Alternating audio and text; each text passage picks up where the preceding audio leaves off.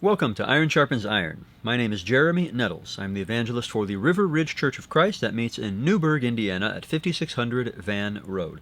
We would love to have you join us for our 10 a.m. Sunday morning worship. You can also join us for our 4 p.m. afternoon worship on Sundays.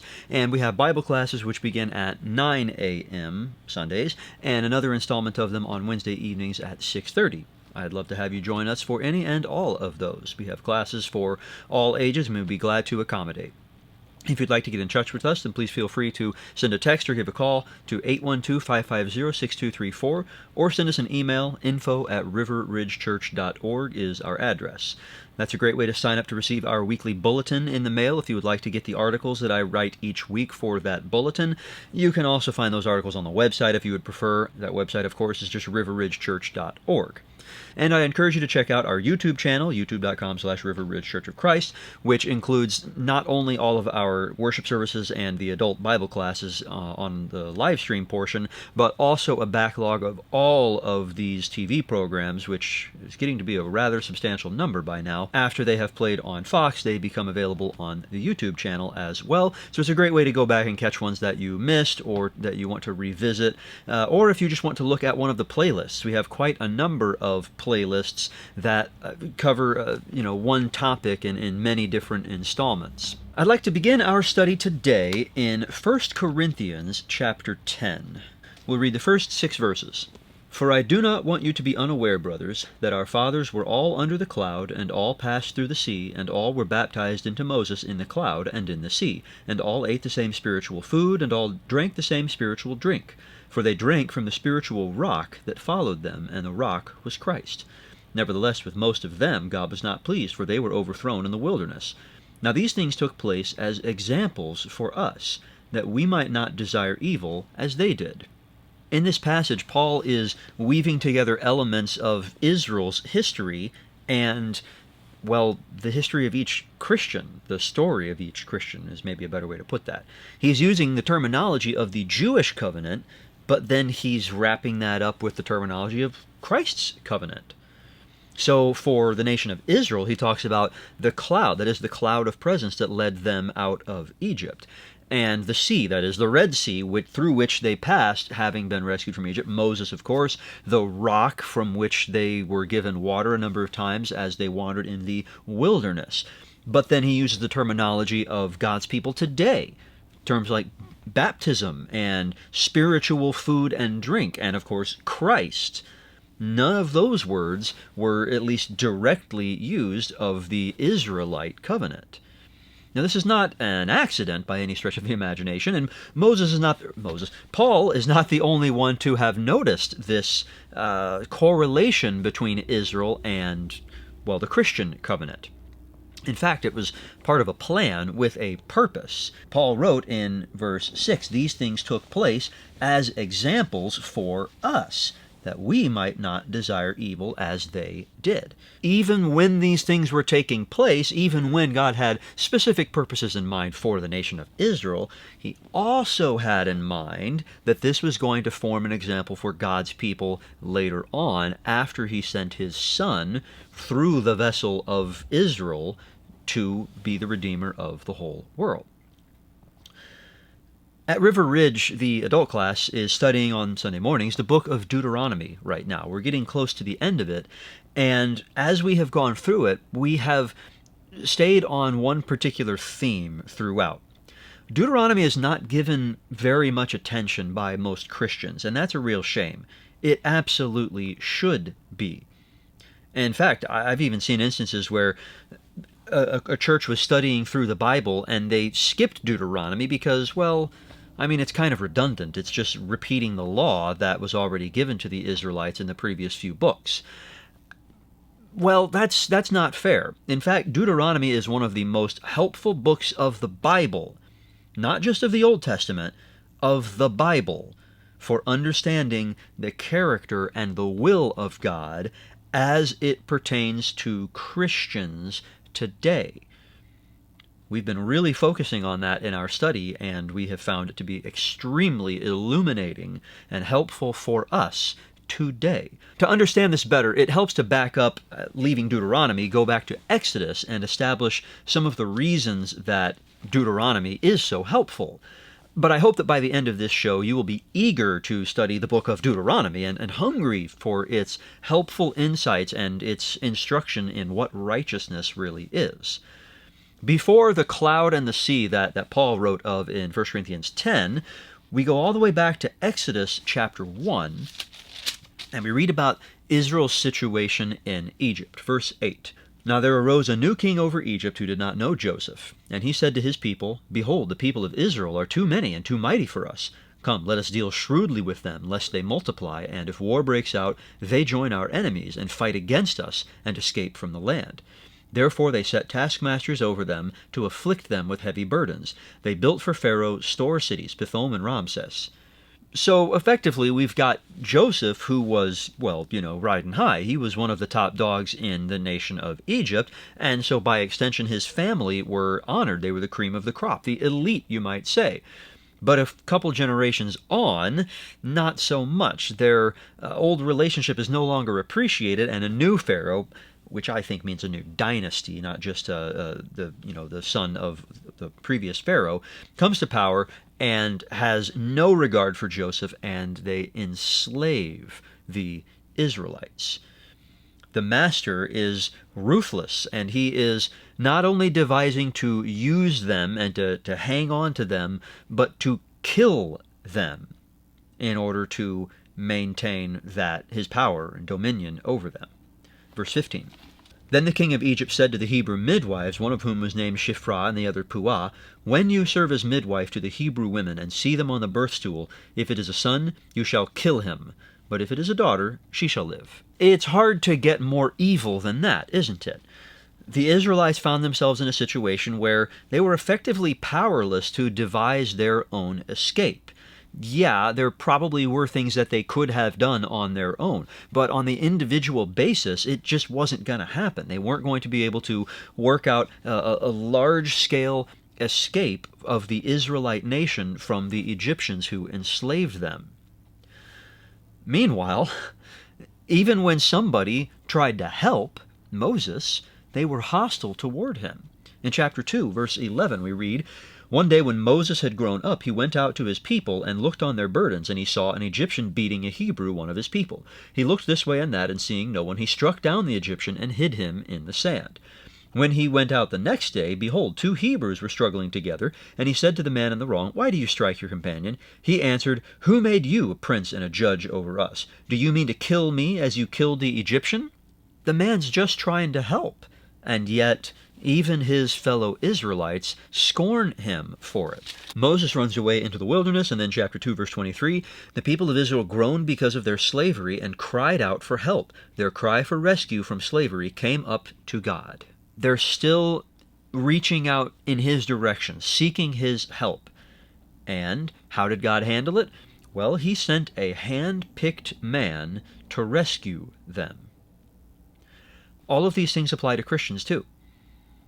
You see, Christians, while not enslaved to Pharaoh in Egypt, do start out, before they are Christians, enslaved to sin. Jesus talks about this in John chapter 8, where verse 34 reads, Truly, truly, I say to you, everyone who practices sin is a slave to sin. Much like the end point of the Israelites' slavery in Egypt was wholesale death, well, the end point of slavery to sin is also death, as Paul writes in Romans 6:23, the wages of sin is death. And it's not like nobody tries to work against that. It's not like nobody tries to, well, first of all, stave off death, but also to deal with the problem of sin. We do have sort of a natural inclination toward justice, toward fairness, especially as it pertains to other people's behavior, less so for our own. But, we feel guilt, even if we don't fully appreciate God and his authority and his commandments. And yet, well, it's not good enough. All of our attempts to fix the problem fall flat. As Solomon wrote in Ecclesiastes 7:20, Surely there is not a righteous man on earth who does good and never sins. And just like the Israelites were hostile toward those who tried to help them, well, when we're stuck in our sin, we are very often hostile toward those who would help us. Jesus, again, speaking to, this time it's the scribes and the Pharisees, so of course they're Israelites, but the Israelites stand in for all of us. And what did they do to the many prophets God sent them? Matthew 23, verse 34, "Therefore I send you prophets and wise men and scribes, some of whom you will kill and crucify, and some you will flog in your synagogues and persecute from town to town, so that on you may come all the righteous blood shed on earth, from the blood of righteous Abel to the blood of Zechariah the son of Barachiah, whom you murdered between the sanctuary and the altar." Even when they're trying to deal with the problem of sin, they end up just amplifying, multiplying that sin. Now, I said Israel stands in for all of us. God didn't send prophets to the same degree to everybody else in the way that he did to Israel. But it's not as if the Israelites were the only ones to do this. Compare, for example, what the city of Athens did to Socrates. Socrates, at least, was beginning to open up the problem and to recognize that, well, first of all, that polytheism is probably a really bad idea, and second of all, that there's some inherent obligation toward righteous behavior, a standard by which mankind is simply inadequate. Even though we honor Socrates today, and even the ancient Greeks did eventually, the city of Athens killed him in a very similar fashion to the way that the city of Jerusalem killed Jesus. Well, as I said, man recognizes this problem and does seek God. Hence, well, universal religious pursuits. If you could find an untouched primitive tribe on some uncharted island in the South Pacific or something, what you would find, as has always been found, is that they have religious practices, although they're not going to fully agree with those of everybody else naturally. Paul spoke about this, speaking of Athens, when he visited that same city in Acts chapter 17. We'll read just a couple of selections of the speech that he made to the descendants of the people who had murdered Socrates. Verse 16, "Now when Paul was waiting for them at Athens, his spirit was provoked within him as he saw that the city was full of idols. So he reasoned in the synagogue with the Jews and the devout persons, and in the marketplace every day with those who happened to be there." Eventually he has the opportunity to address a crowd. It's verse 22.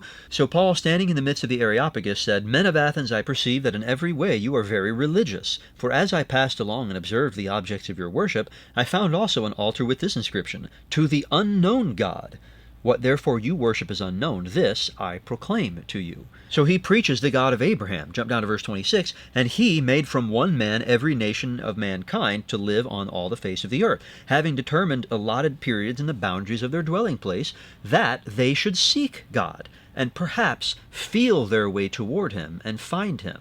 And yet, all of those attempts do basically fall flat. Some people come closer than others, but there's no one on earth who's righteous and never sins, as Solomon told us.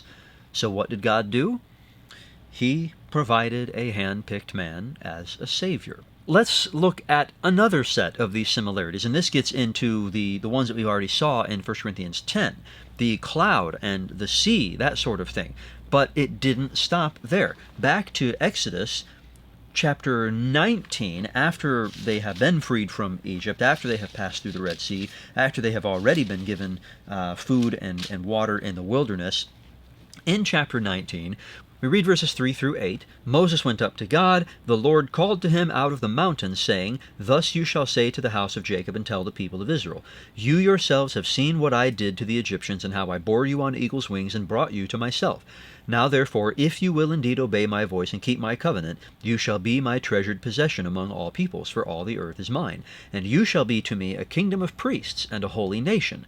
These are the words that you shall speak to the people of Israel.'" By the way, this is God already telling Israel that they're supposed to stand in for all of us and be sort of a mediator between the Gentiles and God. But I digress. Verse 7.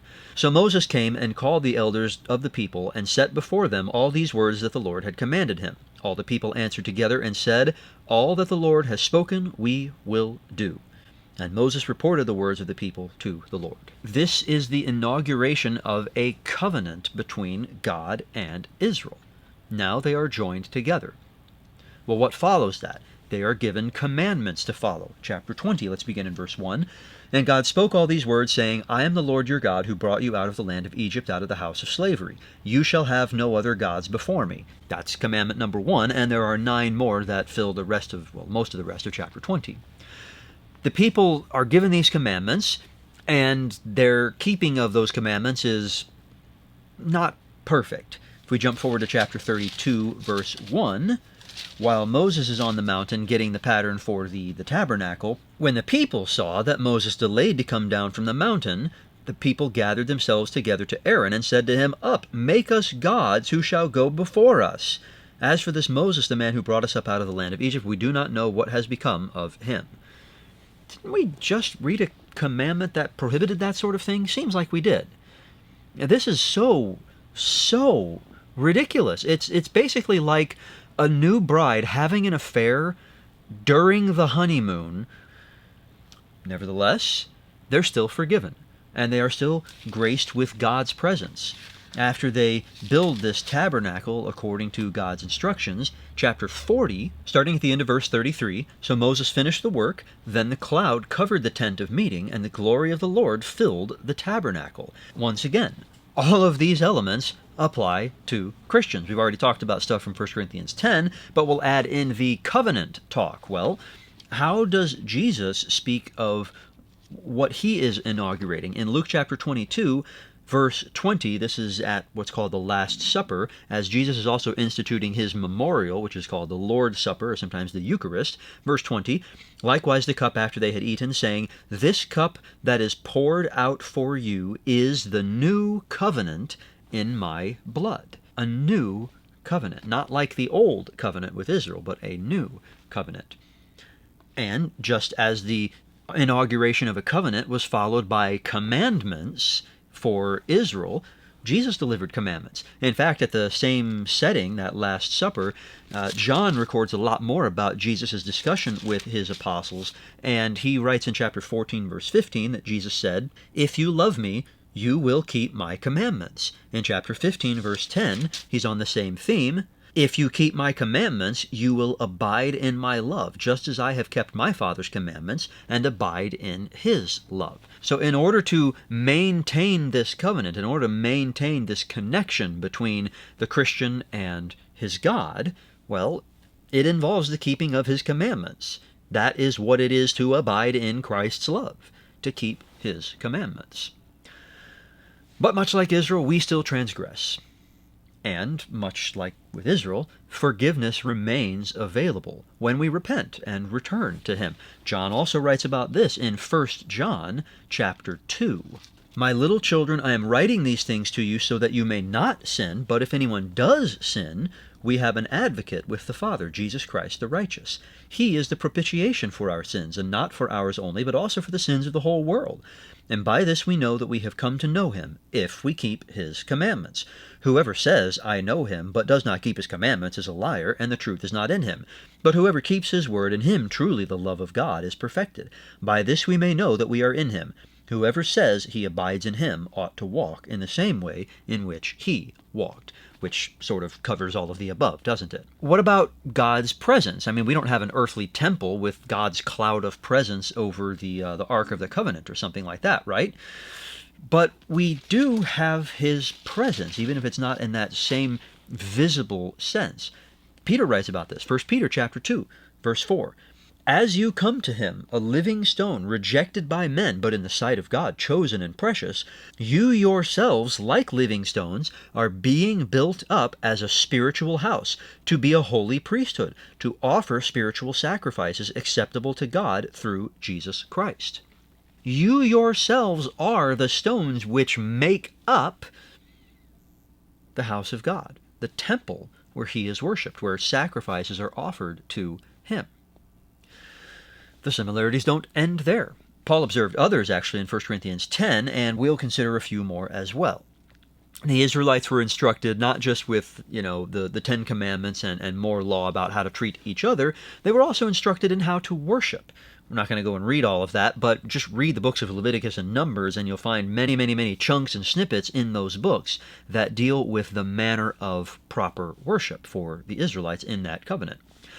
They're also promised a wonderful homeland. For this, we will turn, although there are many instances of this, turn to Numbers chapter 13 and read one of these promises, beginning in verse 25. At the end of 40 days they returned from spying out the land, and they came to Moses and Aaron and to all the congregation of the people of Israel in the wilderness of Paran at Kadesh. They brought back word to them and to all the congregation, and showed them the fruit of the land. And they told him, We came to the land to which you sent us. It flows with milk and honey, and this is its fruit.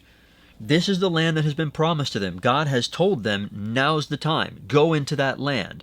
They sent out the spies. They went and looked at it, and they brought back this report that it was fantastic, but also that it was filled with giants and great peoples and strong cities. And they were afraid to take possession of it, and they rebelled. And therefore they were condemned to wander in a strange and inhospitable land for a lifetime. And as a result of that, this old rebellious generation, the ones that had escaped from Egypt, died out by degrees over time in the wilderness. This was a punishment given by God. We read about that in chapter 14, beginning in verse 28. As I live, declares the Lord, what you have said in my hearing I will do to you. Your dead bodies shall fall in this wilderness, and of all your number listed in the census from 20 years old and upward, who have grumbled against me, not one shall come into the land where I swore that I would make you dwell, except Caleb the son of Jephunneh and Joshua the son of Nun. But your little ones, who you said would become a prey, I will bring in, and they shall know the land that you have rejected. But as for you, your dead bodies shall fall in this wilderness, and your children shall be shepherds in the wilderness 40 years, and shall suffer for your faithlessness, until the last of your dead bodies lies in the wilderness. And that sounds really grim and sad and depressing, and it is, but eventually a new generation rises, and they do learn a greater degree of faithfulness to God, although still with plenty of their own problems. Eventually, they make their way up toward the promised land, and they stand poised, ready to cross over the river and take possession of their inheritance. And again, all of this applies to Christians. Christians are also instructed in worship. For example, John chapter 4, where Jesus is speaking to a Samaritan woman at a well, and we begin in verse 20. She says, Our fathers worshipped on this mountain, but you say that in Jerusalem is the place where people ought to worship. Jesus said to her, Woman, believe me, the hour is coming when neither on this mountain nor in Jerusalem will you worship the Father. You worship what you do not know. We worship what we know, for salvation is from the Jews. But the hour is coming and is now here, when the true worshippers will worship the Father in spirit and truth. For the Father is seeking such people to worship him. God is spirit, and those who worship him must worship in spirit and truth. Now, much like God told the Israelites simple things like love the Lord your God and love your neighbor as yourself, and as Jesus tells us, the rest of the Old Testament hangs on those two commandments, there are plenty more instructions in the New Testament given about specific aspects of worship and such, but it all hangs on this. Those who worship him must worship in spirit and in truth. We're also promised a wonderful home. In Hebrews chapter 3, the author quotes a significant chunk of Psalm 95, and then he performs a detailed exegesis of that psalm, including, verse 12, Take care, brothers, lest there be in any of you an evil, unbelieving heart, leading you to fall away from the living God. Referring back to verse 8, Do not harden your hearts as in the rebellion. So Psalm 95 was for ancient Israel, but now the author of Hebrews is mapping all of the details onto Christians, because it wasn't just for them, it's also for us. In chapter 4, he continues this, Therefore, while the promise of entering his rest still stands, let us fear lest any of you should seem to have failed to reach it. For good news came to us, just as to them. But the message they heard did not benefit them, because they were not united by faith with those who listened. By the way, good news? Well, an archaic English word for good news is gospel. It's the whole point. The gospel was preached to ancient Israel and to us, although it takes different form between the two. He also establishes that they shall not enter my rest is about the promised land, and he connects it to God's eternal Sabbath rest as well. So chapter 4, verse 6, since therefore it remains for some to enter it, and those who formerly received the good news failed to enter because of disobedience, again he appoints a certain day, today, saying through David so long afterward, in the words already quoted, today, if you hear his voice, do not harden your hearts. For if Joshua had given them rest, God would not have spoken of another day later on. So then there remains a Sabbath rest for the people of God, for whoever has entered God's rest has also rested from his works, as God did from his. So his whole point is that David gives a present today exhortation, and that took place long after Joshua had brought the people into the promised land. And so the rest, while it is the promised land, it must not only be the promised land between the Mediterranean Sea and the Jordan River. So, verse 11, let us therefore strive to enter that rest, so that no one may fall by the same sort of disobedience. As I said, the Israelites stood poised, ready to cross the river into the promised land. And that's the situation when Deuteronomy begins. So let's now finally turn to Deuteronomy chapter 1. And we'll pick up in verse 1. These are the words that Moses spoke to all Israel beyond the Jordan in the wilderness, in the Arabah opposite Suf, between Paran and Tophel, Laban, Hazeroth, and Dizahab. It is 11 days' journey from Horeb by the way of Mount Seir to Kadesh Barnea. In the 40th year, on the first day of the 11th month, Moses spoke to the people of Israel according to all that the Lord had given him in commandment to them. After a long and successful period of, let's say, progressive sanctification, and many victories granted them by God, the Israelites were now situated just across the river from their promised reward, awaiting God's command to cross over and take it. Isn't that where we all aim?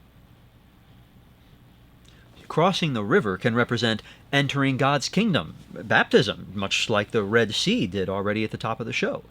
And here they are receiving instructions for how to behave among God's people throughout the rest of this book. Now, of course, it doesn't map over exactly one to one, but if you look behind the words to the spirit and the character of God, those do not change, even if his particular expectations are adapted to particular circumstances. Read Deuteronomy this way, and you'll find that it is a treasure trove for the modern Christian. Crossing the river can also represent death. And as we have said, God's rest awaits us on the other side of that, if we are faithful to him. When Israel received these words from Moses the prophet, they were ready to enter God's rest, to take hold of their promised reward, their inheritance. Do we match them in this? We'd better. If not, well then, keep pursuing sanctification. It might be that you're still enslaved in Egypt, badly needing to be rescued from your sin. Well, the prophet, like Moses, has already done everything that needs to be done. Your responsibility is just to join up and follow him, starting with leaving your slavery behind, venturing into the vast unknown wilderness through the Red Sea. We can help at River Ridge.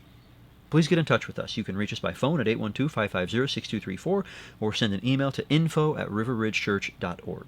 You can also find us at 5600 Van Road in Newburgh for Sunday morning worship at 10. I hope to see you there. Thanks for joining me today on Iron Sharpens Iron.